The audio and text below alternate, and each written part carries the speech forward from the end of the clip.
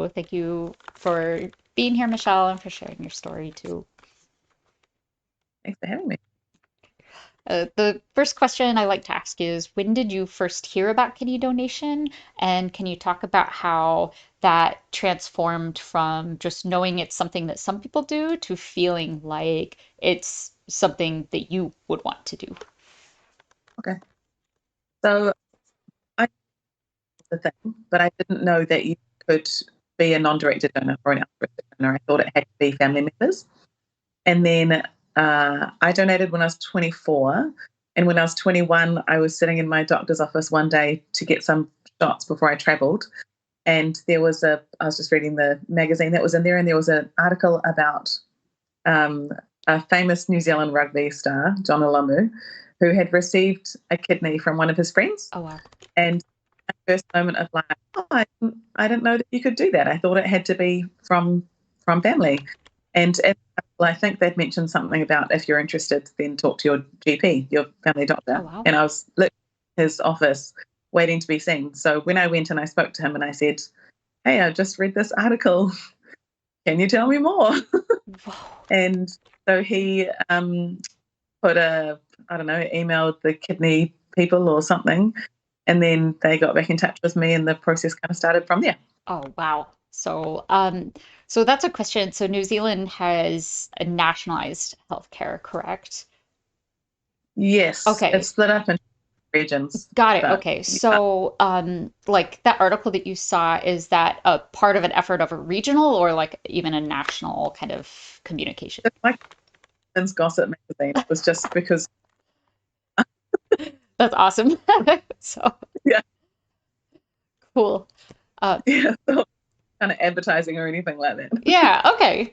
So you were just 24, so that is a pretty young age to make a decision like that. How long from that point in time was it until you kind of made your decision, and what played into that?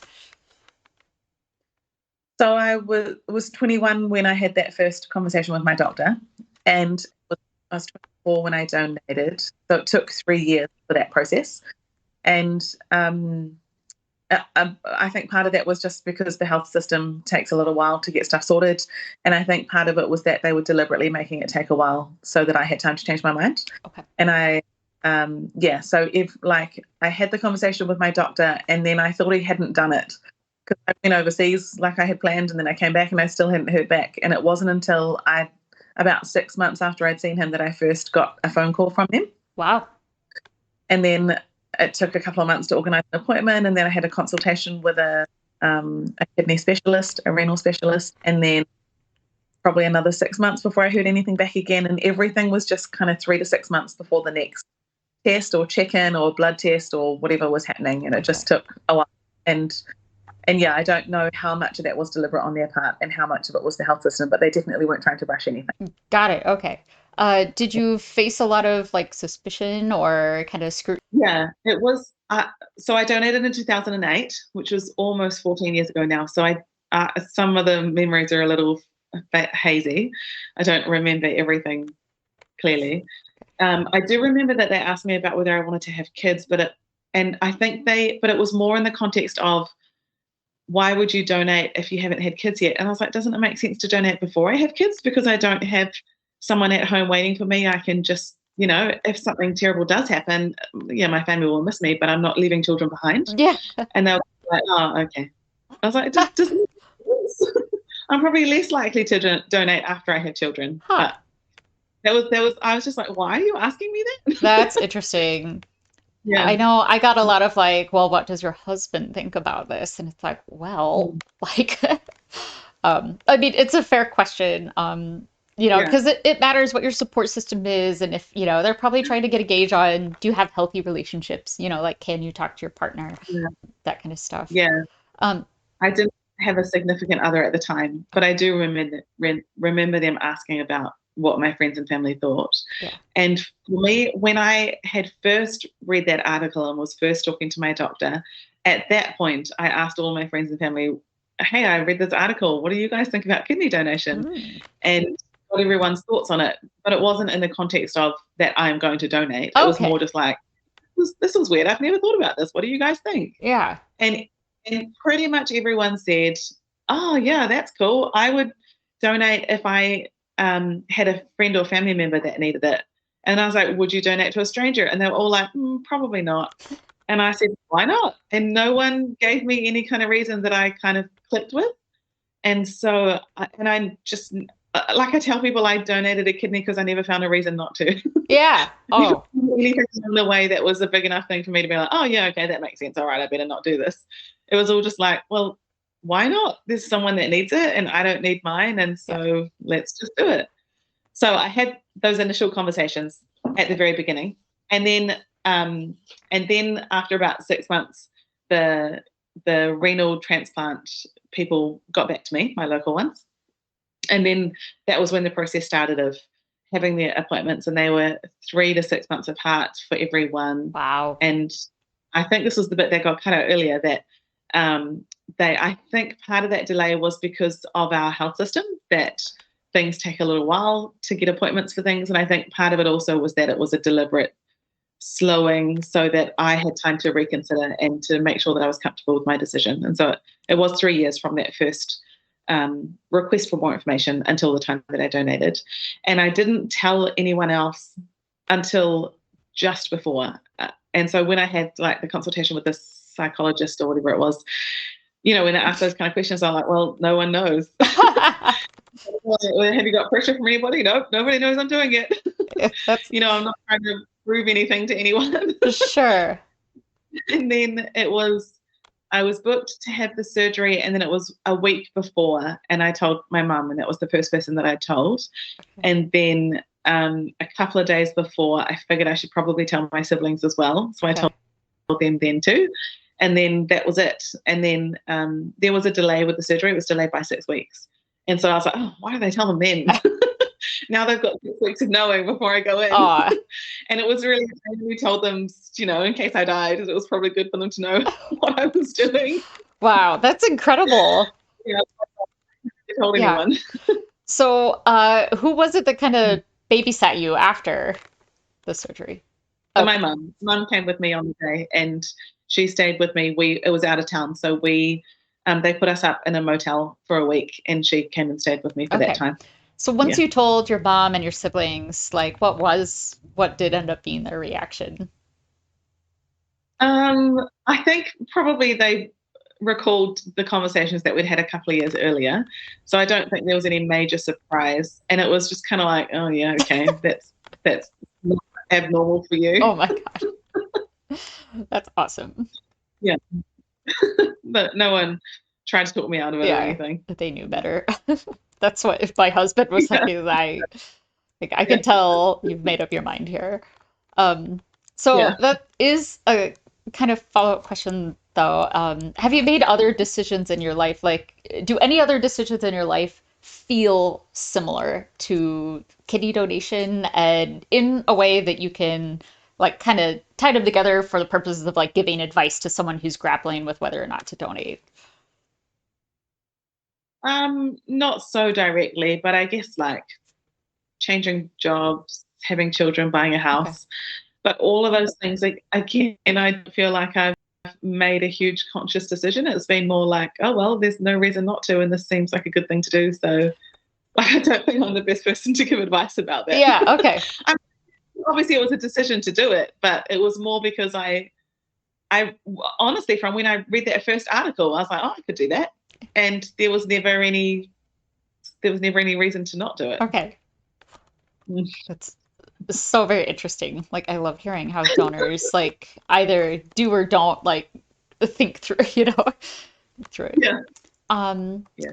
I was gonna ask too along these same lines. Have you heard about effective altruism? And there's kind of like a community surrounding it. And uh, whether it's that perspective or like another value system, whether it's religion or not, it sounds like you kind of took a very rational and, almost objective to the point where you're not considering your safety like so much away and above that of others. That's what it sounds like to me. But can you speak to any other like value systems you tapped into or something broader? not hugely. I hadn't heard of effective altruism before, just when I watched a bit of Max's video. Max. Um, I'm Catholic, but I don't think I did it because I'm Catholic. Okay. I think that it's, It was yeah, outside of that. yeah, it just seemed to be. I mean, like it really just seemed to be that I don't need this thing, and I'm not likely to, and someone does. So why not give it to them? That's awesome. And the risks in it, they were all explained to me, and I understood them. But also, it's not like 1 in 3. Like every third is going to have a major complication. They're all really rare, Yeah. and so is there's complications that can come from flying in a plane, and I did that kind of thing all the time, before the pandemic. So yeah, it didn't. To me, it just kind of made sense. It wasn't anything like heroic or like I donate blood as well, and Mm, that feels okay. it feels the same. Cool. Mm. Obviously, with the kidney, there's bigger recovery and prep and stuff, but in my mind, the donating is the same as donating blood. Right. Okay.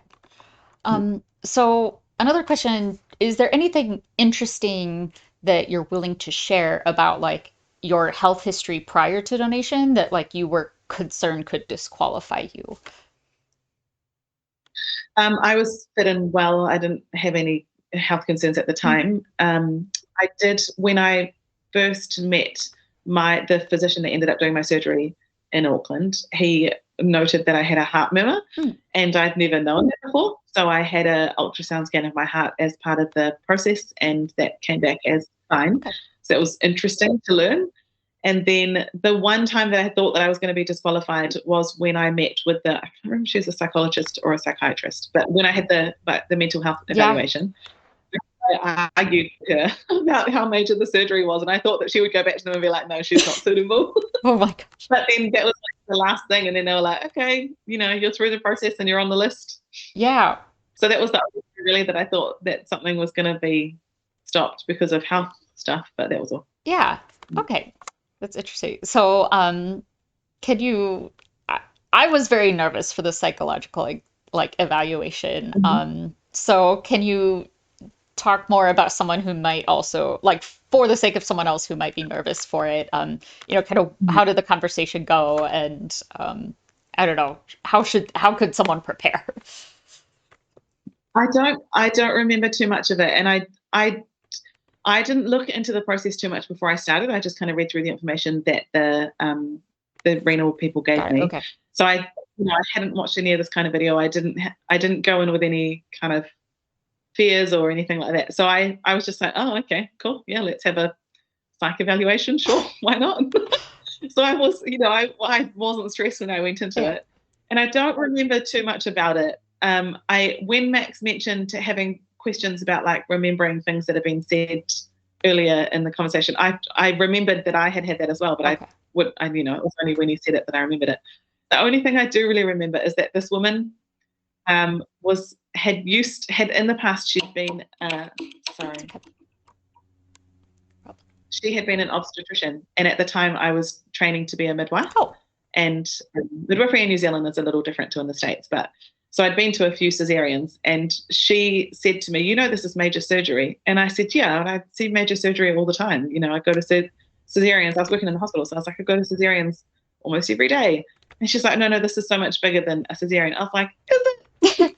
because Because like you're taking baby that up, right? kidney, baby kidney. Yeah. And so that was the argument, was that a cesarean was Oh, major surgery. I was like, yes, it is. And I was just annoyed that she was saying that it wasn't anyway. So that was okay. that was the only thing I really remember, is arguing with this woman about whether it was major surgery. And I thought that she thought that I was too cavalier about it, and then I didn't really understand the risks of Okay. it. And so that's why I thought that she was going to say that I wasn't suitable. But yeah, I I didn't have any mental health concerns at the time. I wasn't expecting there to be any issue with it. I was more going into it intrigued to see what kind of stuff they wanted to know about Right. me. Okay. Okay. Interesting.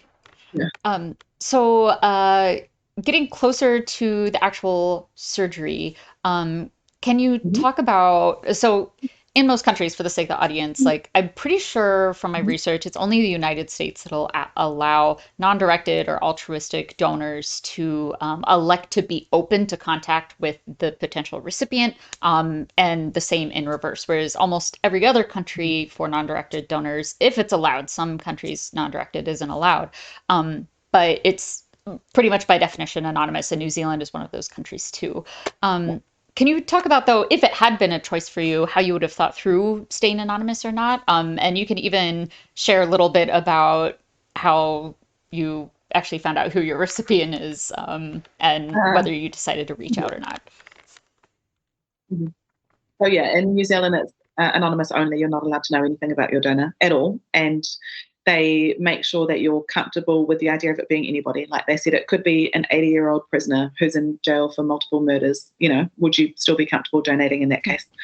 Um, and you just had to be open to whoever. And if you're not comfortable with that, then you're not suitable for that kind of donation. Um, and so I went into it knowing that, and then I had to have some blood tests done at the hospital. I think this was in the week before we were first booked to have the donation, to have the operation. And I went into the blood bank, to the lab to have the bloods done. I was just sitting there waiting. And then there was this teenager sitting to the side, and he was, there's only like 3 people in the waiting room. I didn't think anything of it. But then I heard him say to the receptionist something about the renal transplant coordinator. And my ears pricked Mm. up because I was there having blood tests for that. And I had a little sly look over at him. And then I went, and so my transplant coordinator, I'd seen her in the morning and she'd set me down to have the bloods. And she had let slip that my recipient was in the hospital Ah, that day, that he was having blood tests done, and that it was a he. And I hadn't known anything before that. And so then, I had this little sneaky look. And then when I went back to her afterwards, I said, is the recipient, does he look like this? Is this kind of his age and ethnicity and stuff? And she got all flustered. I said, oh, no, we're going to start talking about something else now. oh God. And so that's who he was. But she wasn't allowed to tell me anything. And then went through the process, donated the kidney a few weeks later, and then the transplant centre in Auckland, that was my local one that we went through. They allow you to send letters to each other if you Okay. want to through them. So you write a letter to the transplant people, and then they read it and check that it's okay, and then they forwarded it on to the other person. So it was October that we had our surgery, and then just at Christmas, I got it like a Christmas card. I think that I probably would have chosen to make contact if it was allowed, like direct contact. Although I'm not sure. They did explain their reasons for it, and in terms of that this is actually supposed to be just a gift. There's nothing owed. There's nothing. You shouldn't get any kind of payment. They shouldn't ask anything else of you. There shouldn't be any kind of contact like that. And so, because of the risk of that, that's why they say no contact. Ah, okay. And so when I heard that, I was like, oh, that kind of makes sense.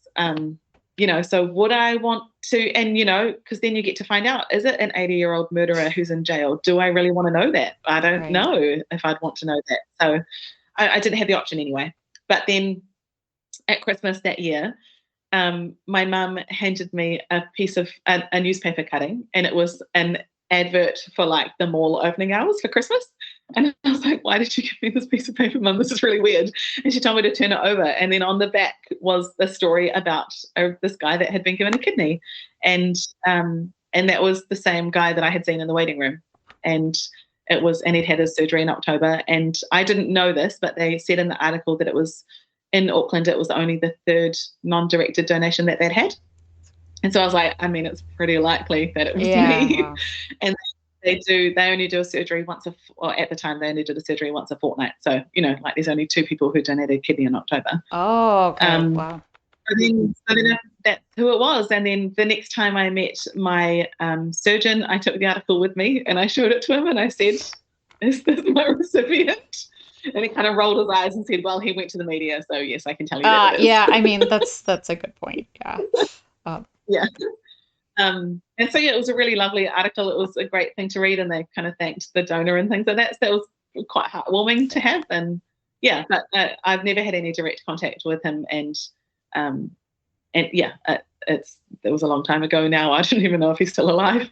or if the kidney's still working or anything, but it was quite cool to have that at the Okay, time. yeah, it gives you a little bit of, I guess, closure, but not in the sense that like it's done, Like it's just like, oh, okay, that's where Yeah, it went. yeah, it Cool. was quite cool. Oh, and how the newspaper article got found was really interesting because it was 2008, so sort of pre like internet Yeah. everywhere. When I told my mum that I was donating, I said, "Don't tell anyone. I want it to just, I don't want it to be a big deal." But she had told her mum, my nana, because she wanted the support of my nana, and my nana had told everybody, and told everybody not to tell me that they knew. So it was one of my aunties that found the article and gave it to my mum, who gave it to me. So everyone's like pretending, oh my gosh, that's Yeah. funny. Mm. Um, what overall, like, so it sounds like your family didn't try to talk you out of it. And I wonder if it's even a big like factor in your day-to-day life at all. But did they share any opinion, like positive or negative opinions afterwards, or not really? I never had anyone who's really negative about it. If like positive, if anything, yeah, That's awesome. yeah. But it, it's never really been a major thing. Like when people find out about it, there's a bit of like, wow, that's so cool, and then a couple of questions, and then that's And then kind you of forget it. about it. Like it's not something that I think about on the daily at all, at all. It doesn't factor in my life at all. I have no health side effects or anything like that. It's a thing that I did Yeah, once. yeah, okay. Um, I was going to ask, a lot of potential donors are very concerned about having to take time off of work or school or whatever activities they've got to do. In your opinion, like how much time can you talk about if you needed time off from school or work, how you manage that and how your employer or school was supportive or not? And then also kind of what time frame a donor, in your opinion, ought to expect, if you can remember kind of Mm. the cadence of recovery. Yeah, yeah. I was at university at the time and had spoken to the transplant coordinators about that because I didn't want to take too much time off. But they had said that they could schedule it for the holidays. So we had like a 2 week break every so often. And the surgery is done on a Wednesday. Well, at the time, the surgery was done on a Wednesday. So they were like, we'll book you in for a Wednesday. You'll have like the next week and a half off on holidays anyway. And then you should be pretty good to go back to university after that. That it was, you'll still be feeling the effects of it a little bit, but you'd be able to go and study. That would be fine. And then in the end, I happened to have that semester off while I donated. So I didn't have to worry about that Oh, anyway. wow. They just booked it in whenever it was then, for unrelated reasons. But um, and then I had a part-time job at the time too. But then I just took a couple of days off. It wasn't a big deal. Um, and so I reckon it was probably a week of feeling pretty, needing to rest and recover and stuff, and then another week of mild to moderate recovery, and then I felt pretty good after that. I remember them saying it could be like 6 weeks until you started to feel back to yourself a bit, but by the time it was 6 weeks, I was like, oh yeah, I had that thing done a little while ago. It wasn't, it didn't feel like an ongoing thing at Yeah, all. yeah. Awesome. 2 weeks maybe, and I had the laparoscopic surgery done. Okay, right. And so that's another question too. Were you given a choice between your right and left kidneys, or a choice between the laparoscopic versus the open surgery as well? I think I was officially given a choice, but they strongly recommended the left and the laparoscopic. So I was like, well, okay, do that then. Okay. Yeah. Awesome. What are the scars like? Are they surprising in any way, or how have they healed up? No, I have two on the left side of my abdomen. I have two little scars about this wide that are very faint. I can feel them if I'm looking for them, but otherwise I don't notice them at all. And then I have a scar about this long from under my tummy button down to the top of my pubic area, Okay. and not into it, but just to the top of it. And it just healed up like a line. I've had children since, and I got stretch marks with my children, so now it's all like stretched out from stretch marks, but it wasn't from the surgery; it was from having a baby. Sure. Okay. So, how was like, were your pregnancy or pregnancies like, were they considered high risk, or were you told anything special about taking care of yourself given that you were down a kidney during pregnancy? No, I when I first got pregnant with my first child, I rang the transplant coordinator just to check and see if there was anything extra that I needed to be doing or testing or anything like that. And she said, "Nope, you're fine. Just carry on like normal." So I did. And then I just had a normal pregnancy and birth, and then with my second the same. And I am a midwife now, so I heard somewhat well a few years ago. I heard about another woman who was had been a kidney donor and was now pregnant. And I think I was in the hospital one day, and I just heard people talking about her, and they were saying that she was supposed to have had blood tests every month during her pregnancy, Okay. like liver function tests.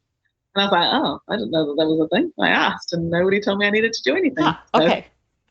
I, I, I didn't do anything. Sure. I think there's guidelines on what you're supposed to do or not, but we just kind of carried on and just had a baby. Okay.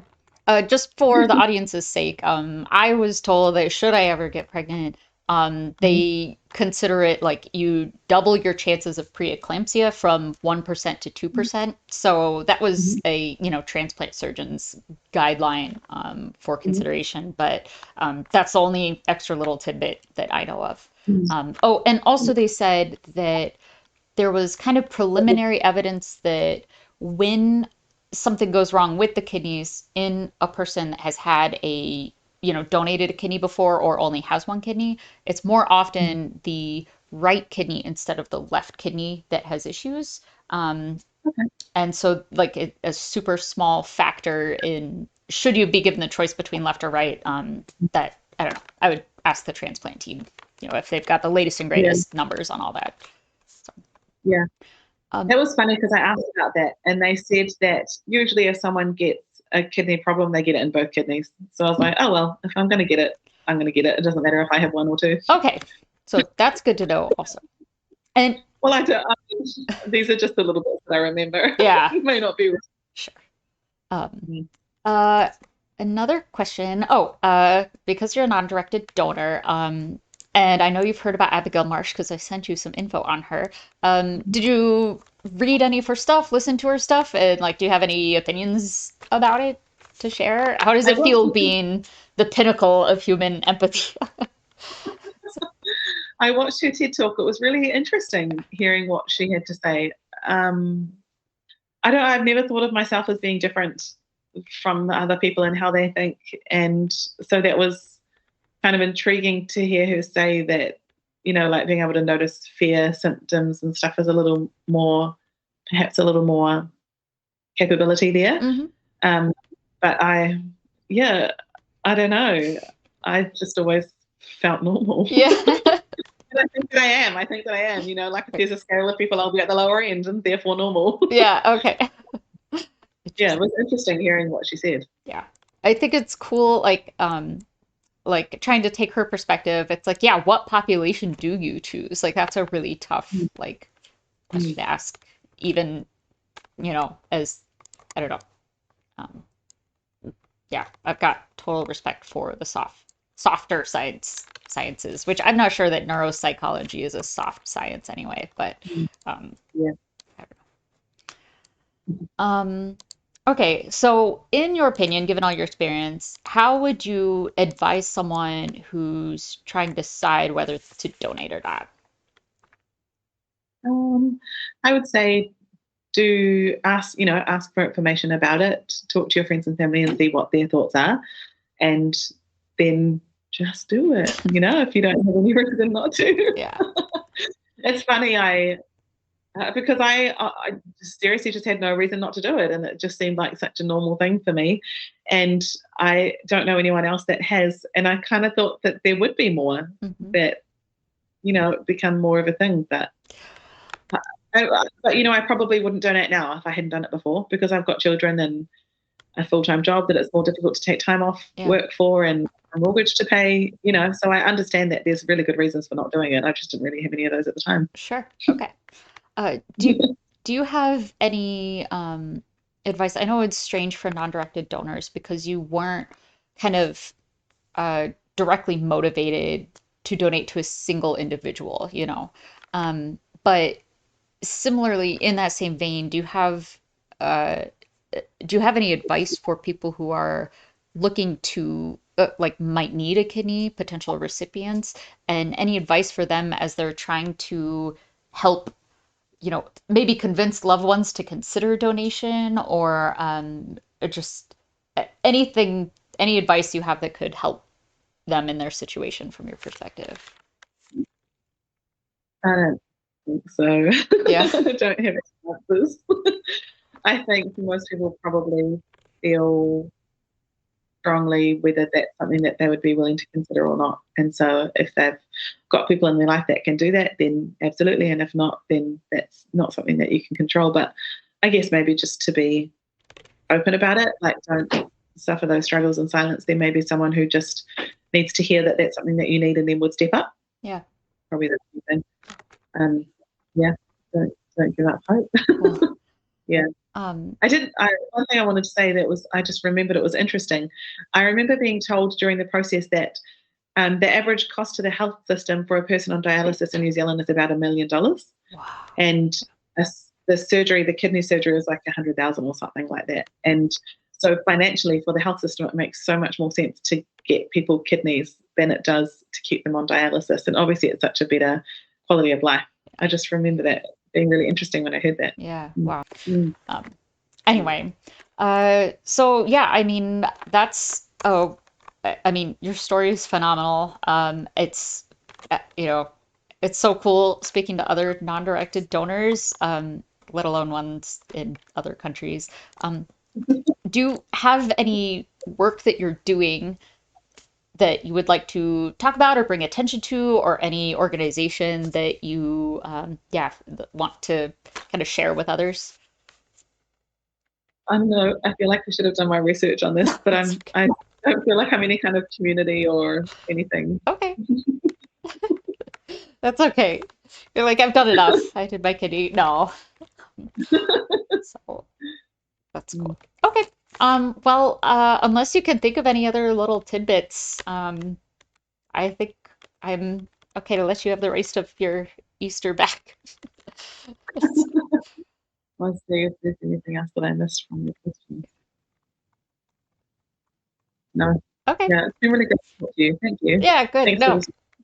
thank you. And yeah, it's helping, I'm just trying to kind of grow the conversation a little bit and make it as easy as possible for people that are struggling with either donation or trying to even get their head around like asking someone to give them a kitty.